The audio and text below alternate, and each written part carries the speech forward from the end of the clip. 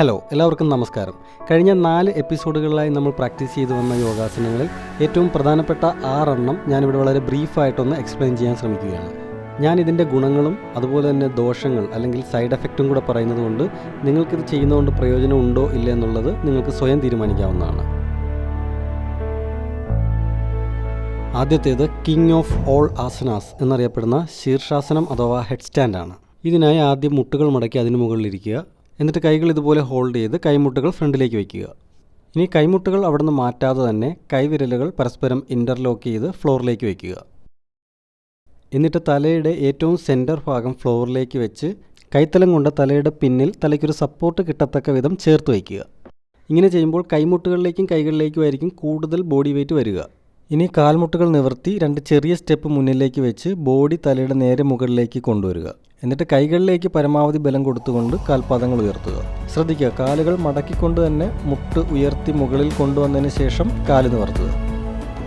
ഇത് ആഴ്ചകളോ മാസങ്ങളോ എടുത്ത് സാവധാനം പ്രാക്ടീസ് ചെയ്ത് വന്നു കഴിഞ്ഞാൽ ആർക്കായാലും ചെയ്യാവുന്നതേ ഉള്ളൂ. ചിലരെങ്കിലും തെറ്റിദ്ധരിച്ചിരിക്കുന്നത് ഇങ്ങനെ ശീർഷാസനം ചെയ്യുമ്പോൾ തലയിലേക്കും കഴുത്തിലേക്കും ഒരുപാട് പ്രഷർ വരുന്നു എന്നാണ്. പക്ഷേ അങ്ങനെയല്ല, കൈകളിലേക്കാണ് 1/4 ഭാഗം ബോഡി വെയ്റ്റും വരുന്നത്. ശീർഷാസനം ചെയ്യുമ്പോൾ നമ്മുടെ അറ്റൻഷൻ മുഴുവനും നമ്മളിൽ തന്നെ ആയിരിക്കും. അതുകൊണ്ട് ഇത് സ്ഥിരമായി ചെയ്യുന്നത് സ്ട്രെസ്സ്, ആങ്സൈറ്റി, ഫിയർ ഇതിൽ നിന്നെല്ലാം ഒരു റിലീഫ് കിട്ടാൻ സഹായിക്കുന്നു. ഇത് പ്രാക്ടീസ് ചെയ്യുകയാണെങ്കിൽ നമുക്ക് കോൺസെൻട്രേഷനും ഫോക്കസും ചെയ്യാനുള്ളൊരു സെൻസ് ഇമ്പ്രൂവായി വരുന്നതാണ്. ഒരുപാട് സമയം നിൽക്കുകയും നടക്കുകയും ചെയ്യുന്നവരുടെ കാൽപാദങ്ങളിലും കാലിലൊക്കെ ഉണ്ടാകുന്ന ഒരു പെരുപെരുപ്പും വേദനയൊക്കെ ഈ ശീർഷാസനം ചെയ്യുന്നതിലൂടെ കുറയുന്നതാണ്. അതുപോലെ നമ്മുടെ കൈകളും ഷോൾഡറും എല്ലാം കൂടുതൽ ബലപ്പെടുന്നു. നമ്മുടെ ദഹനം ഇമ്പ്രൂവ് ചെയ്യാൻ സഹായിക്കുന്നു. നമ്മുടെ ബോഡി പോസ്റ്റേഴ്സ് മെച്ചപ്പെടുന്നു. അങ്ങനെ ശീർഷാസനത്തിന് പല ബെനിഫിറ്റ്സ് ഉണ്ടെന്നും സ്റ്റഡീസ് പറയുന്നു. എങ്കിലും ഇതൊരു കോൺട്രവേഴ്സറി യോഗ പോസാണെന്ന് ചില വിഭാഗം അഭിപ്രായപ്പെടുന്നു. അതിൻ്റെ പ്രധാന കാരണം ഇത് ചെയ്യുന്നതിലെ റിസ്ക് ഫാക്ടേഴ്സ് തന്നെയാണ്. ശ്രദ്ധയില്ലാതെ ചെയ്യുവാണെങ്കിൽ അപകടം ഉണ്ടാകാനുള്ള സാധ്യതയുണ്ട്. നമ്മുടെ പഴയ യോഗിക് കൾച്ചർ അനുസരിച്ച് 3 മണിക്കൂർ വരെ ഇങ്ങനെ ശീർഷാസനത്തിൽ നിൽക്കാമെന്ന് പറയുന്നുണ്ട്. പക്ഷേ ഈ കാലഘട്ടത്തിൽ സയൻസ് ബേസ്ഡ് ആയിട്ട് പഠിപ്പിക്കുന്ന പല ടീച്ചേഴ്സും പറയുന്നത് 1 to 3 minutes ഈസ് ഫൈൻ എന്നാണ്. അതിൽ കൂടുതൽ ചെയ്യേണ്ട ആവശ്യമില്ല. അക്യൂട്ടായിട്ടുള്ള മൈഗ്രെയിൻ ഉള്ളവർ, കഴുത്തിനും തോളിനും ഒക്കെ എന്തെങ്കിലും സർജറി കഴിഞ്ഞിട്ടുള്ളവരോ അല്ലെങ്കിൽ എന്തെങ്കിലും പരിക്ക് പറ്റിയവരോ ഒന്നും ഇത് ചെയ്യാൻ പാടില്ല എന്നാണ് പറയുന്നത്. അതുപോലെ 10 വയസ്സിൽ താഴെയുള്ള കുട്ടികൾ, ഗർഭിണികൾ ഇവരൊക്കെ ചെയ്യുന്നത് അപകടം ഉണ്ടാകാൻ സാധ്യത കൂടുതലാണ്. പിന്നെ ഓസ്റ്റിയോപോറോസിസ്, കണ്ണിൽ ഗ്ലോക്കോമ പോലത്തെ അസുഖങ്ങളുള്ളവർ, ഹൃദയ സംബന്ധമായിട്ട് അസുഖമുള്ള ആൾക്കാർ ഇവരൊക്കെ ഇത് ഒഴിവാക്കുന്നതായിരിക്കും എപ്പോഴും നല്ലത്. ഹൈപ്പർ ടെൻഷൻ, BP ഉള്ളവരൊന്നും ഇത് ചെയ്യാതിരിക്കുക. ചുരുക്കി പറഞ്ഞാൽ ഇത് ചലഞ്ചിങ്ങും റിസ്കി ആയിട്ടുള്ളൊരു യോഗ പോസാണ്. അതുകൊണ്ട് എക്സ്പീരിയൻസ്ഡും സ്കിൽഡും ആയിട്ടുള്ളൊരു ട്രെയിനറിൻ്റെ അടുത്ത് നിന്ന് പഠിക്കുന്നതായിരിക്കും ഏറ്റവും നല്ലത്. ആദ്യമായിട്ട് ശീർഷാസനത്തിൽ ബാലൻസ് ചെയ്ത് നിൽക്കാൻ പറ്റുന്നത് ഒരു ഗുഡ് ഫീലിംഗ് ആണ്. ഓക്കെ, ഇനി നേരത്തെ കാലുകൾ ഉയർത്താൻ വേണ്ടി ചെയ്ത പ്രോസസ്സ് റിവേഴ്സ് ചെയ്യുക. ആദ്യം കാലുകൾ മടക്കുന്നു, പിന്നെ കാൽമുട്ടുകൾ താഴ്ത്തുന്നു, കാൽപാദങ്ങൾ താഴെ കൊണ്ടുവരുന്നു. ഇതിനുശേഷം ഉടനെ എഴുന്നേൽക്കരുത്. അല്പസമയം ചൈൽഡ് പോസിൽ റെസ്റ്റ് ചെയ്യുക. രണ്ടാമത്തത് മദർ ഓഫ് ഓൾ ആസനാസ് എന്നറിയപ്പെടുന്ന ഷോൾഡർ സ്റ്റാൻഡ് അല്ലെങ്കിൽ സർവാംഗാസനമാണ്. സ്ട്രെയിറ്റായി മലർന്നു കിടന്ന് 2 കാലുകൾ ഒരുപോലെ ഉയർത്തി പിന്നിലേക്ക് കൊണ്ടുവന്ന് കൈകൾ കൊണ്ട് നടുവിൽ സപ്പോർട്ട് ചെയ്ത് കാലുകൾ ഉയർത്തി ഷോൾഡറിൽ സ്റ്റാൻഡ് ചെയ്ത് നിൽക്കുന്നതിനാണ് ഷോൾഡർ സ്റ്റാൻഡ്. ശരീരത്തിൻ്റെ എല്ലാ ഭാഗങ്ങൾക്കും ഗുണം ലഭിക്കുന്നു എന്ന അർത്ഥത്തിലാണ് ഇതിന് സർവ അംഗ എന്ന സംസ്കൃത പേര് വന്നിരിക്കുന്നത്, സർവാംഗാസനം. ഇതിന് പല വേരിയേഷൻസ് ഉണ്ട്. കൈകളുടെ സപ്പോർട്ടോടുകൂടി നിൽക്കുന്നതുകൊണ്ട് ഇതിന് സലംബ സർവാംഗാസനം എന്ന് പറയുന്നു.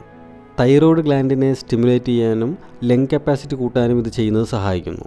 ഇത് ഓവറോൾ ബ്ലഡ് സർക്കുലേഷൻ ഇമ്പ്രൂവ് ചെയ്യിക്കാൻ സഹായിക്കുന്നു. ഇമ്മ്യൂണിറ്റി ബൂസ്റ്റ് ചെയ്യുന്നു. റീപ്രൊഡക്റ്റീവ് ഓർഗൻസിൻ്റെ ഫംഗ്ഷന് സഹായിക്കുന്നു. അങ്ങനെ ഷോൾഡർ സ്റ്റാൻഡിൻ്റെ നിരവധി പോസിറ്റീവ് ഗുണങ്ങളുള്ളതായി പറയുന്നു. പക്ഷേ ഈ യോഗാസനം ചെയ്യുമ്പോൾ ഏറ്റവും കൂടുതൽ റിസ്ക് സംഭവിക്കാൻ സാധ്യതയുള്ളത് കഴുത്തിനാണ്. ഇത് പ്രോപ്പറായിട്ടല്ല ചെയ്യുന്നതെങ്കിൽ കഴുത്തിൻ്റെ പിൻഭാഗത്ത് സെർവിക്കൽ സ്പൈനിലേക്ക് കൂടുതൽ പ്രഷർ വരാൻ സാധ്യതയുണ്ട്. നമ്മുടെ ഫ്രണ്ട് ഷോൾഡറും ചെസ്റ്റും കൂടുതൽ ഓപ്പൺ ആക്കി കൈകൾ കൊണ്ട് പിന്നിൽ സപ്പോർട്ട് ചെയ്ത് ബോഡി വെയ്റ്റ് കൂടുതലും ഷോൾഡറിലേക്കും കൈകളിലേക്കും എത്തിക്കുക എന്നുള്ളതാണ് ഇത് ചെയ്യേണ്ടത്. ചെവിയിലോ കഴുത്തിലോ എന്തെങ്കിലും ഇൻഫെക്ഷൻ ഉണ്ടെങ്കിലോ അല്ലെങ്കിൽ കഴുത്തിൽ എന്തെങ്കിലും ഇഞ്ചുറി ഉണ്ടെങ്കിലോ ഇത് ചെയ്യാൻ പാടില്ല. അതുപോലെ കണ്ണിലെ റെറ്റിനെ സംബന്ധിച്ച് അസുഖമുള്ളവർ, ഗ്ലോക്കോമ ഉള്ളവർ, ഇങ്ങനെയുള്ളവർ ഇത് അവോയ്ഡ് ചെയ്യുക. ബാക്ക് പെയിനും ഹൃദയ സംബന്ധമായിട്ട് അസുഖമുള്ളവരും അതുപോലെ മറ്റ് ഇൻറ്റേർണൽ ഓർഗൻസ്, ലിവർ, കിഡ്നി അതിനൊക്കെ എന്തെങ്കിലും പ്രശ്നമുള്ളവരൊക്കെ ആണെങ്കിൽ ഇത് ചെയ്യാതിരിക്കുന്നതായിരിക്കും നല്ലത്. പിന്നെ ലേഡീസിൽ പ്രഗ്നൻ്റ് ആയിട്ടിരിക്കുന്നവരും മെൻസ്ട്രൽ പീരീഡ് ആയിട്ടിരിക്കുന്നവരും ഇത് ഒഴിവാക്കുക. ഡയബറ്റിസ് പേഷ്യൻ്റ് ഇത് ചെയ്യാൻ പാടില്ല എന്ന് പറയുന്നത് ഞാൻ എവിടെയും കേട്ടിട്ടില്ല. അടുത്തത് പ്ലൗ പോസ് അഥവാ ഹലാസനം ആണ്. ഇത് സർവാംഗാസനത്തിന് ശേഷം ചെയ്യുന്നതായതുകൊണ്ട് ആദ്യം സർവാംഗാസനത്തിലേക്ക് വരിക. അതിനുശേഷം കാലുകൾ താഴ്ത്തി തലയുടെ പിൻഭാഗത്തേക്കായി വെച്ച് കൈകളും ഫ്ലോറിലേക്ക് വയ്ക്കുക. ഇതൊരു ഇൻവേർഷൻ യോഗ പോസാണ്. അതായത് തലയ്ക്ക് മുകളിൽ ഹൃദയം വരുന്ന പൊസിഷനിലുള്ള ആസനങ്ങളെല്ലാം ഇൻവേർഷൻ യോഗ പോസസ് എന്നാണ് പറയുന്നത്. ഒരു കലപ്പയുടെ ആകൃതിയോട് ഈ പോസിന് സാമ്യമുള്ളതുകൊണ്ടാണ് ഇതിനെ ഹലാസനം അല്ലെങ്കിൽ പ്ലോ പോസ് എന്ന് വിളിക്കുന്നത്. ഇത് ചെയ്യുമ്പോൾ ബാക്ക് മസിൽസും സ്പൈനും കൂടുതൽ സ്ട്രെച്ച് ആകുകയും ടോൺ ആകുകയും കൂടുതൽ സ്ട്രെങ്തൻ ആകുകയും ചെയ്യുന്നു. അങ്ങനെ നമ്മുടെ പോസ്റ്റേഴ്സ് മെച്ചപ്പെടുന്നു. ഇത് ഇൻവേർഷൻ പോസ് ആയതുകൊണ്ട് സർക്കുലേഷൻ ബൂസ്റ്റ് ചെയ്യുന്നു. കൂടാതെ ബ്ലഡ് പ്രഷർ കൂടുകയും ഷുഗർ ലെവൽ കുറയുകയും ചെയ്യുന്നു. ഇതൊരു ബിഗിനർ ഫ്രണ്ട്ലി യോഗാസനമല്ല, അതുകൊണ്ട് ഇത് ചെയ്യുന്നതിലും ചെറിയ റിസ്ക് ഉണ്ട്. സ്റ്റെപ്പ് ബൈ സ്റ്റെപ്പായി പ്രാക്ടീസ് ചെയ്ത് ഈ ഒരു ലെവലിലേക്ക് എത്തുന്നതിന് പകരം പെട്ടെന്ന് ചെയ്യാൻ ശ്രമിച്ചു കഴിഞ്ഞാൽ കഴുത്തിന് ഇഞ്ചുറി ആകാനുള്ള സാധ്യതയുണ്ട്. കഴുത്തിന് എന്തെങ്കിലും ഇഞ്ചുറി പറ്റിയിട്ടുണ്ടെങ്കിലും കണ്ണ് സംബന്ധമായ അസുഖം ഉണ്ടെങ്കിലും ഹൈ ബി പി ഉണ്ടെങ്കിലും ഇത് ചെയ്യാതിരിക്കുക. ഗർഭിണികൾക്കും മെൻസ്ട്രൽ പീരീഡ് ആയിരിക്കുന്നവർക്കും ഇത് റെക്കമെൻഡ് ചെയ്യുന്നില്ല. അതുപോലെ എപ്പോഴും ഹെഡേക്ക് ഉള്ളവരും ഇത് പരമാവധി ഒഴിവാക്കുക. ഓക്കെ, ഇനി കാലുകൾ ഉയർത്തി കൈകൾ കൊണ്ട് പിന്നിൽ സപ്പോർട്ട് ചെയ്തുകൊണ്ട് സാവധാനം താഴ്ത്തുക. ഇനി അടുത്തത് സേതുബന്ധാസന അല്ലെങ്കിൽ ബ്രിഡ്ജ് പോസാണ്. ഇത് പല രീതിയിലും പല വേരിയേഷനിലും ചെയ്യാറുണ്ട്. നേരത്തെ ചെയ്ത ഹലാസനത്തിന് ശേഷം അതിൻ്റെ ഒരു കൗണ്ടർ പോസായിട്ടാണ് ചെയ്യുന്നത്. അതായത് ഹലാസനത്തിൻ്റെ നേരെ ഓപ്പോസിറ്റാണ് ചെയ്യുന്നത്. ഹലാസനത്തിൽ നിന്നും കാലുകൾ ഉയർത്തി സർവാംഗാസനത്തിലേക്ക് വരിക. അതിനുശേഷം കാലുകൾ മടക്കി താഴ്ത്തുക. എന്നിട്ട് പിൻഭാഗത്തെ കൈകൾ കൊണ്ട് സപ്പോർട്ട് ചെയ്ത് ഹിപ്സ് ഉയർത്തിക്കൊണ്ട് ഓരോ കാലുകൾ 1 by 1 ആയിട്ട് താഴ്ത്തുക. ഹലാസനം ചെയ്തപ്പോൾ സ്പൈൻ സ്ട്രെച്ച് അതിൻ്റെ നേരെ ഓപ്പോസിറ്റാണിപ്പോൾ. അതുകൊണ്ട് ആ സമയത്ത് എന്തെങ്കിലും ടെൻഷൻസ് ഉണ്ടായിട്ടുണ്ടെങ്കിൽ ഈ സമയത്ത് അത് റിലീസ് ആവുന്നു. ഇത് ബാക്കിലെ സ്ട്രെസ്സ് കുറയ്ക്കാനായിട്ട് സഹായിക്കുന്നു. അതുപോലെ ഡൈജഷൻ ഇമ്പ്രൂവ് ആകാനും ഇത് ഹെൽപ്പ് ചെയ്യുന്നു. ബാക്കിൽ ഡിസ്ക് സംബന്ധമായ എന്തെങ്കിലും പ്രശ്നമുണ്ടെങ്കിലും അബ്ഡമിനൽ സർജറി എന്തെങ്കിലും കഴിഞ്ഞിട്ടിരിക്കുന്നവരാണെങ്കിലോ അല്ലെങ്കിൽ അൾസർ ഉണ്ടെങ്കിലോ ഒക്കെ ഇത് ചെയ്യുന്നത് വളരെ റിസ്ക് ആയിരിക്കും. ഈ പോസ്റ്റിൽ നിൽക്കുമ്പോൾ തല വശങ്ങളിലേക്ക് ചരിക്കാതിരിക്കുക. ബേസിക് ആയിട്ടുള്ള ചെറിയ സ്ട്രെച്ചിങ് എല്ലാം ചെയ്ത് ഗ്രാജുവലി ഇമ്പ്രൂവ് ആക്കുന്നതായിരിക്കും എപ്പോഴും നല്ലത്. അങ്ങനെയാണെങ്കിൽ ഇതെല്ലാം വളരെ സ്മൂത്തായിട്ട് ചെയ്യാൻ പറ്റും. ഓക്കെ, ഇനി കാലുകൾ ഉയർത്തി പിന്നിലേക്ക് കൊണ്ടുവന്ന് സപ്പോർട്ട് ചെയ്തുകൊണ്ട് തന്നെ സ്ലോ ആയിട്ട് താഴ്ത്തുക. ഇനി അഞ്ചാമത്തത് ഫിഷ് പോസ് അഥവാ മത്സ്യാസനമാണ്. മലർന്നു കിടന്ന ശേഷം കാലുകൾ മടക്കി ഹിപ്സ് ഉയർത്തി കൈകൾ ശരീരത്തിനടിയിലേക്ക് വയ്ക്കുക. എന്നിട്ട് കാലുകൾ നേരെയാക്കിയ ശേഷം തലയും ചെസ്റ്റും ഉയർത്തി കാൽപാദങ്ങളിലേക്ക് നോക്കുക. എന്നിട്ട് ചെസ്റ്റ് പരമാവധി ഉയർത്തിക്കൊണ്ട് തന്നെ തല പിന്നിലേക്ക് ഡ്രോപ്പ് ചെയ്യുക. ഈ ഒരു പോസ്റ്ററാണ് മത്സ്യാസനം. ഈ ആസനവും പല വേരിയേഷൻസിൽ ചെയ്യാറുണ്ട്. ഈ ഒരു പോസ്റ്ററിൽ നമുക്ക് ലോങ് ആയിട്ടും ഡീപ്പായിട്ടും ബ്രീത്തിങ് ചെയ്യാൻ പറ്റും. അതുകൊണ്ട് അത് ലങ് കപ്പാസിറ്റി കൂട്ടുന്നു. അങ്ങനെ ഇത് ആസ്മ ബ്രോങ്കൈറ്റിസ് ഉള്ളവർക്കൊക്കെ വളരെ എഫക്റ്റീവ് ആണെന്ന് പറയുന്നു. ഇത് സ്ഥിരമായി പ്രാക്ടീസ് ചെയ്യുവാണെങ്കിൽ നമ്മുടെ മുതുകിൻ്റെ മുകൾ ഭാഗം വളഞ്ഞ് കൂന് വരുന്നത് പോലെയുള്ള അവസ്ഥയിൽ നിന്ന് പ്രിവെൻറ്റ് ചെയ്യുന്നു. അങ്ങനെ നമ്മുടെ ഓവറോൾ പോസ്റ്റർ മെച്ചപ്പെടുന്നു. ഈ പോസ്റ്ററിൽ നമുക്ക് ഡീപ്പായി ശ്വാസം വിട്ടുകൊണ്ട് നമ്മുടെ മെൻ്റൽ സ്ട്രെസ്സും ആങ്സൈറ്റിയൊക്കെ കുറയ്ക്കാൻ സാധിക്കും. ഇത് തുടക്കം ചെയ്തു വരുമ്പോൾ കഴുത്ത് അധികം സ്ട്രെച്ച് ചെയ്യുന്നത് ഒഴിവാക്കാൻ ശ്രമിക്കുക. അതുപോലെ അബ്ഡമിനൽ സർജറി എന്തെങ്കിലും കഴിഞ്ഞിട്ടുള്ളവരാണെങ്കിലോ അതുപോലെ ഹെർണിയ പോലത്തെ അസുഖങ്ങളുണ്ടെങ്കിലോ ഇത് ചെയ്യരുത്. ഇത് നിങ്ങൾക്ക് കാണുമ്പോഴറിയാമല്ലോ, താരതമ്യേന റിസ്ക് കുറഞ്ഞൊരു യോഗാസനമാണ്.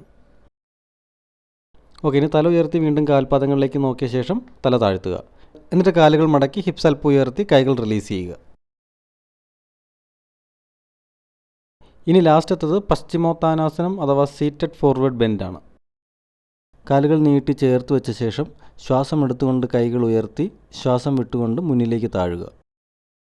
ഇത് നമ്മുടെ കാലിന് പിന്നിലുള്ള ഹാംസ്ട്രിങ്ങും അതുപോലെ സ്പൈനും ബാക്ക് മസിൽസ് എല്ലാം നന്നായിട്ട് സ്ട്രെച്ച് ചെയ്യാൻ സഹായിക്കുന്നു.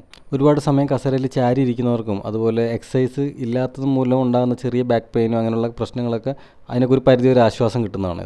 ഇത് റെഗുലറായിട്ട് പ്രാക്ടീസ് ചെയ്യുവാണെങ്കിൽ ബാക്ക് പെയിൻ ഉണ്ടാകാനുള്ള സാധ്യത തന്നെ കുറവാണ്. ഇത് ചെയ്യുന്നതുകൊണ്ട് ഒരുപാട് പോസിറ്റീവ് ഗുണങ്ങളുണ്ട്. നമ്മുടെ ക്ലാസിക്കൽ യോഗാസനത്തിൽ ഏറ്റവും പ്രധാനപ്പെട്ട ഒന്നാണിത്. മറ്റ് എക്സസൈസുകൾ ചെയ്യാത്തവരാണെങ്കിൽ നമ്മുടെ ഡെയിലി ലൈഫിൽ തന്നെ ഇത് പ്രയോജനപ്പെടുന്നതാണ്. വ്യായാമങ്ങളൊക്കെ ചെയ്യാതിരിക്കുന്ന ഒരു ലൈഫ് സ്റ്റൈലാണെങ്കിൽ പ്രായം കൂടുന്നതനുസരിച്ച് താഴേക്കൊക്കെ കുനിയുന്നത് തന്നെ ബുദ്ധിമുട്ടാണെന്ന് നിങ്ങൾക്ക് അറിയാമല്ലോ. ഹെർണിയ ഉള്ളവർ ഇത് ഒഴിവാക്കുക. അതുപോലെ കാണുമ്പോൾ അറിയാമല്ലോ, ഗർഭിണികൾ ഇത് ഒഴിവാക്കുക. നേരത്തെ ചെയ്ത പോസ്റ്റേഴ്സ് സ്പൈൻ പിന്നിലേക്ക് ബെൻഡ് ചെയ്യുന്നതായിരുന്നു. അതിൻ്റെ കൗണ്ടർ പോസായിട്ടാണ് മുന്നിലേക്ക് ബെൻഡ് ചെയ്യുന്നത്. അങ്ങനെ എല്ലാം ബാലൻസ് ചെയ്തുകൊണ്ടാണ് ഒരു ഫുൾ യോഗ സീക്വൻസ് ഡിസൈൻ ചെയ്ത് വെച്ചിരിക്കുന്നത്. ഇനി സാവധാനം പൂർവ്വസ്ഥിതിയിലേക്ക് വരിക. അതായത് ഓവറോൾ നോക്കുകയാണെങ്കിൽ യോഗ ചെയ്യുന്നതിന് അതിൻ്റെതായിട്ടുള്ള റിസ്ക് ഉണ്ട്. പ്രത്യേകിച്ച് സെൽഫ് പ്രാക്ടീസ് ചെയ്യുവാണെങ്കിൽ അത് ചിലർക്ക് ഗുണങ്ങളെക്കാൾ ദോഷമായേക്കാം. അതേസമയം യോഗ ചെയ്യുന്നതുകൊണ്ട് ശാരീരികമായിട്ടും മാനസികമായിട്ടും ഒത്തിരി ഗുണങ്ങളുണ്ട്. പുതിയ ആസനങ്ങൾ പ്രാക്ടീസ് ചെയ്ത് അച്ചീവ് ചെയ്യുന്നത് ഒരു ഫണ്ണാണ്. പക്ഷേ പ്രാക്ടീസ് ചെയ്യുമ്പോൾ always listen to your body. എപ്പോഴും ശരീരം പറയുന്നത് കേൾക്കാൻ ശ്രമിക്കുക. കഴിഞ്ഞ 4 എപ്പിസോഡുകൾ കൊണ്ട് നമ്മൾ ചെയ്യാൻ പഠിച്ചത് ഈ 6 യോഗാസനങ്ങളാണ്. ഇനി അടുത്തൊരു വീഡിയോയുമായി കാണുന്നത് വരെ ഗുഡ് ബൈ. നിങ്ങൾക്ക് നല്ലൊരു ദിവസം ഞാൻ ആശംസിക്കുന്നു.